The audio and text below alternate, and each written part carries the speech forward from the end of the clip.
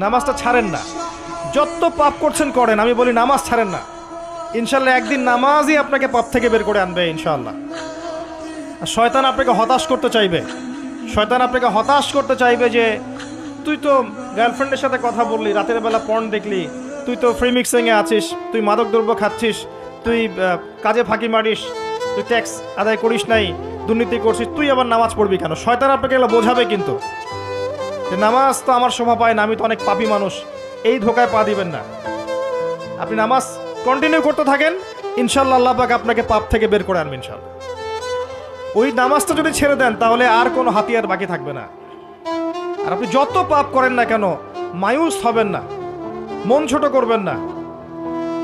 আপনার একটা সেজদা, যে সেজদা আপনি চোখের পানি ঢেলে দিয়েছেন আল্লাহর কাছে, যে আল্লাহ আমার ভুলগুলো তুমি মাফ করে দাও, আমার তওবা তুমি কবুল করো, ইনশাল্লাহ দেখবেন ওই একটা সেজদা যদি কবুল হয়ে যায় আল্লাহ পাক আপনার সব গুনাহ মাফ করে দিবেন ইনশাল্লাহ। হতাশ হবেন না। শয়তান হতাশ করতে চাইবে মানুষকে, শয়তান মানুষকে হতাশ করতে চাইবে।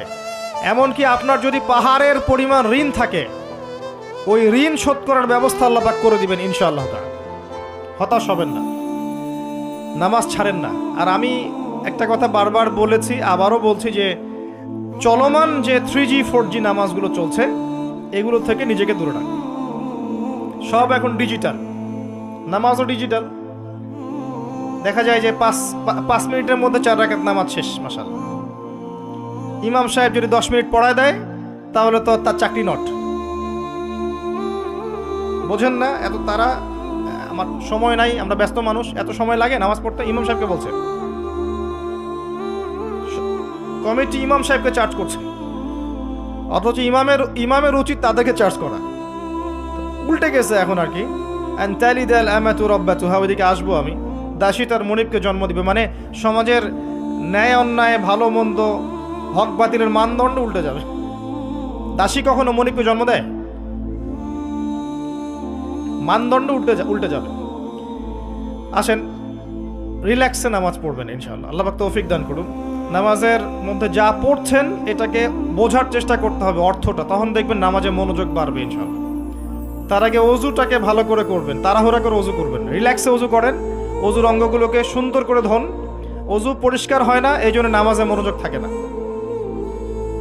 আর একটা বদ অভ্যাস আমারও আছে, আপনাদের সবারও আছে আমি জানি।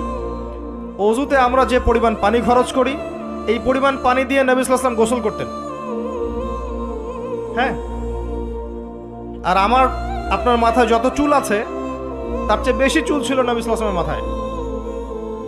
আপনার 2-3 জনের মাথায় যত চুল আছে তার চেয়ে বেশি চুল ছিল নবী সাল্লাল্লাহু আলাইহি ওয়াসাল্লামের মাথায়।